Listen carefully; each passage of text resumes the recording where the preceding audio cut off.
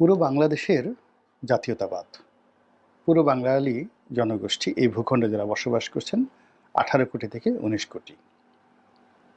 আমরা যে ইতিহাসের একটা সন্ধিক্ষণ অতিক্রম করছি, এমন ঘটনা আমাদের জীবনে আর কক্ষনো ঘটেনি সেই স্বাধীনতা লাভের পর থেকে আজ অবধি।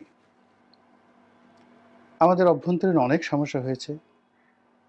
বেশ কয়েকবার মিলিটারি শাসন এসেছে, সামরিক শাসন এসেছে। আমাদের দুজন রাষ্ট্রপ্রধান নির্মমভাবে নিহত হয়েছেন। আমাদের দেশে হরতাল, অবরোধ, মারামারি, কাটাকাটি থেকে শুরু করে এমন ঘটনা ঘটেছে অনেকটা সিভিল ওয়ারের মতো। কন্টিনিউয়াসলি ২০১৪ থেকে ২০১৬ অবধি যে জ্বালাও পোড়াও হয়েছে সীমাহীন। কিন্তু এত কিছুর মধ্যেও সব মানুষের স্বপ্ন ছিল, সব মানুষের ভয় ছিল, সব মানুষের আশা ছিল এবং সমাজের মধ্যে একজন আরেকজনের সঙ্গে প্রতিদ্বন্দ্বিতা করার জন্য শক্তিমত্তা ছিল। কিন্তু এখন এই সময়টিতে, যেটিকে আমি বলছি যুগ সন্ধিক্ষণের সংকটকাল, এই জায়গাতে আমরা অনেকটা যাকে বলা হয় এমন বিপদ বিপত্তির মধ্যে পড়েছি। অনেকটা ঠিক সন্ধিক্ষণ কি বলবো, যাকে বলা হয় গেঁড়াকল, অনেকটা কেসিকল বা বেহেশত দোজখের মাঝামাঝি, অথবা ধরুন ভূমিকম্প হচ্ছে বা নদী ভেঙে যাচ্ছে। তো নদী হঠাৎ করে আপনি দাঁড়িয়ে আছেন, হঠাৎ করে দাঁড়িয়ে আছেন, মাটি ভাগ হয়ে গেল, দুভাগ হয়ে গেল। কথা নেই বার্তা নেই, সেই ভাগের মধ্যে আপনি পড়ে গেছেন।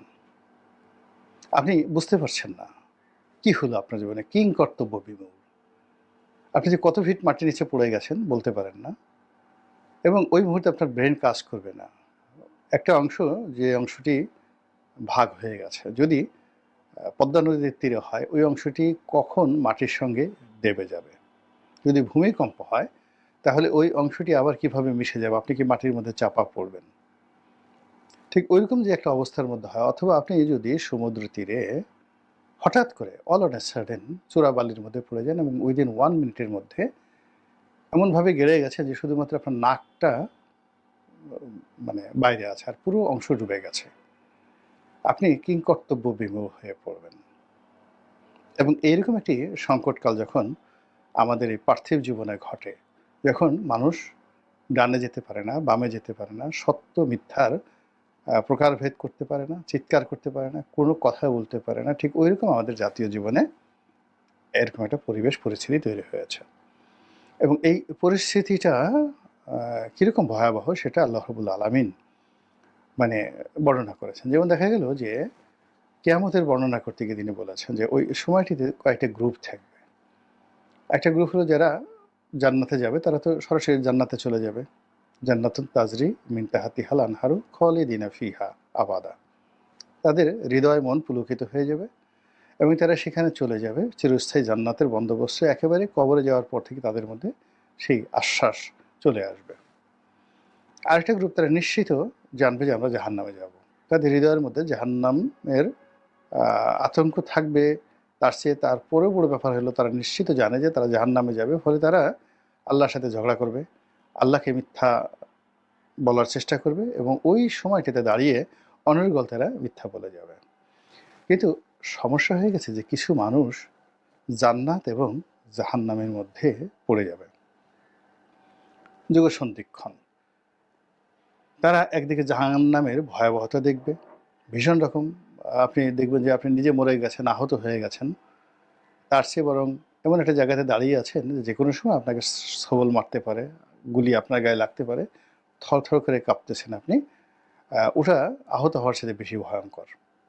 তো একদিকে দাঁড়িয়ে সে জাহান্নামের আগুন দেখতেছে, আর অন্যদিকে জান্নাতের বাতাস সুঘ্রাণ তার নাকে আসছে, এবং এই দুয়ের মধ্যে থেকে তার যে একটা ত্রাহি অবস্থা, এটা বলা হয়েছে যে যারা সরাসরি জান্নাতে গেছে তার চেয়েও কষ্টকর হবে। এখন আমরা যে যুগ সন্ধিক্ষণে পৌঁছে গেছি, আমরা বুঝতে পারছি না যে কোনটি ভালো।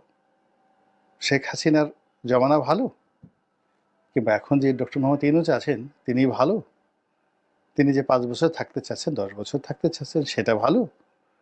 নাকি অতি দ্রুত একটা নির্বাচন দিয়ে যেখানে নিশ্চিতভাবে বিএনপি ক্ষমতায় আসবে, তাদের হাতে ক্ষমতা হস্তান্তর করলে আমরা একেবারে দুধের সাগরে বসবাস করব।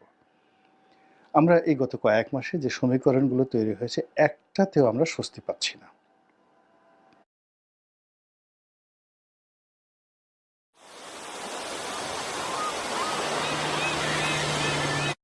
একটাতেও আমরা স্বস্তি পাচ্ছি না। দ্বিতীয় যে ঘটনা, সেটা হলো যে আমরা আ কোনো স্বপ্ন দেখতে পাচ্ছি না। স্বপ্ন মানে এই যে বর্তমান যে অবস্থাতে চলছে, শিল্প কলকারখানা বন্ধ হচ্ছে একের পর এক। মানুষ বেকার হয়ে যাচ্ছে। ব্যাংকগুলোতে কোনো সুসংবাদ নেই। আ জাতীয় যে উৎপাদন, গ্রস ন্যাশনাল প্রোডাক্ট জিএনপি কিংবা জিডিপি, এর কোনোটাতেই মানে আমাদের সুসংবাদ তো দূরের কথা, দুঃসংবাদ, দুঃসংবাদ, দুঃসংবাদ, যেটা মানে এমন একটা পর্যায়ে চলে আসছে, মানে একেবারে যাকে বলা হয় জিডিপি যেখানে নেমে এসেছে, এই জায়গাতে অর্থাৎ মানে যেটি 7% জিডিপি বা ৭.৫% যেটা জিডিপি ছিল, সেটা এখন বিলো 4%, ৪% এর নিচে চলে এসেছে। এটি যে কতটা ভয়ঙ্কর! ১৮ কোটি মানুষের পার ক্যাপিটা ইনকাম, পার ক্যাপিটাল ভোগ, পার ক্যাপিটাল কর্মক্ষমতা, যেখানে ৩টি পয়েন্ট, মানে এটা কল্পনাই করা যায় না যে কতটা ভয়াবহ একটা অবস্থার মধ্যে আমরা পড়ে গিয়েছি।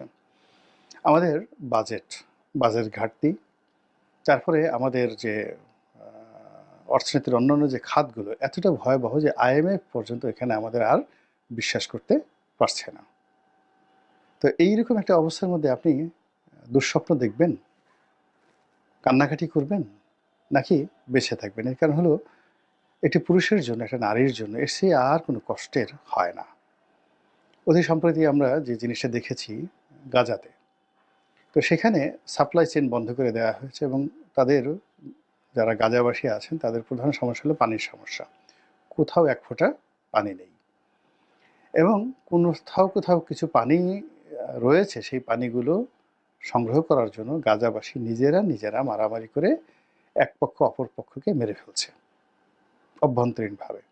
অভাব এমন একটা জিনিস। আমরা বাংলাদেশ থেকে অনেক কিছু বলছি, কিন্তু যখন মানুষ আ ক্ষুধার্ত হয়ে পড়ে, একে অপরের মাংস খেয়ে ফেলে, নিজের প্রস্রাব নিজে খায়। এমন ঘটনা মানব জীবনে ঘটেছে যে মানুষ বসে থাকতো যে তার বৃদ্ধ বাবা-মা কখন মরবে। মরে যাওয়ার পরে তার সেই লাশ তারা রান্না করে পুড়িয়ে তারা খেয়ে ফেলবে। পড়ে দেখেন হিরোডোটাসের বইতে, দ্য হিস্ট্রিয়াতে। এই হলো মানবজাতির ইতিহাস। তো কাজেই এই অবস্থায় সামনে যে অভাব আমাদেরকে হাতছানি দিচ্ছে, যে দুর্ভিক্ষর আতঙ্ক আমাদেরকে তাড়া করছে, সেই অবস্থাতে আমাদের যে সন্তানের চোখ, আমার স্ত্রীর চোখ, আমার স্বামীর চোখ, কান্না, পেট, হাড্ডিসার দেহ, একবার একটু চিন্তা করেন তো। যার টাকা আছে ২ দিন পরে তার টাকা থাকবে না, যার বাড়ি এসে থাকবে না।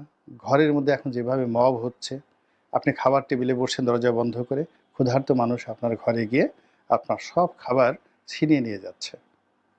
এখন এই যে মব সন্ত্রাসগুলো হচ্ছে, এই মব সন্ত্রাসের যে ঘটনাগুলো, স্বামী স্ত্রী শুয়ে আছে, সেখান থেকে তাদেরকে বলছে তুই আওয়ামী লীগ করো, ঘরের ভিতরে বেডরুমে ঢুকে যাচ্ছে। তো সেখানে আপনার খাবার টেবিলে যদি অভাব দেখা দেয়, তাহলে আপনি খাবার টেবিলে এখন যে পোলাও কোরমা খাচ্ছেন, এটা আগামী দিনে খেতে পারবেন তার কোনো নিশ্চয়তা আছে? এই আতঙ্ক যদি আপনি না অনুভব করেন, এর জন্য যদি আপনার কোনো প্রস্তুতি না থাকে, তাহলে আপনার মতো বেকুব আর নির্বোধ কি পৃথিবীতে আছে? তো এই যে একটা অনিশ্চয়তা আমাদেরকে এখন রীতিমতো তাড়িত করছে। এরপর আমরা সেই ১৯৭১ সালের যুদ্ধ, সেই যুদ্ধ ছিল যাকে বলা হয় এক মানে বহুপাক্ষিক নয়, একপাক্ষিক। মানে আমরা পাকিস্তান এবং তার দোসরদের বিরুদ্ধে আমরা যুদ্ধ করেছি এবং খুবই স্বল্পকালীন একটা যুদ্ধ ছিল। অর্থাৎ আপনি যদি ধরেন তারা মানে মার্চ আ তারা ২৬শে মার্চে ২৫শে মার্চে তারা যে অপারেশন সার্চ লাইট করল। তো সেখান থেকে মার্চ, এপ্রিল, মে, জুন, জুলাই, আগস্ট, এই পুরো সময়টি পর্যন্ত তারা তাদের যে অপকর্ম এটা কেবলমাত্র শহর কেন্দ্রিক ছিল। বর্ষাকালে তারা গ্রামগঞ্জে ওভাবে ছড়িয়ে পড়েনি, শহর কেন্দ্রিক ছিল।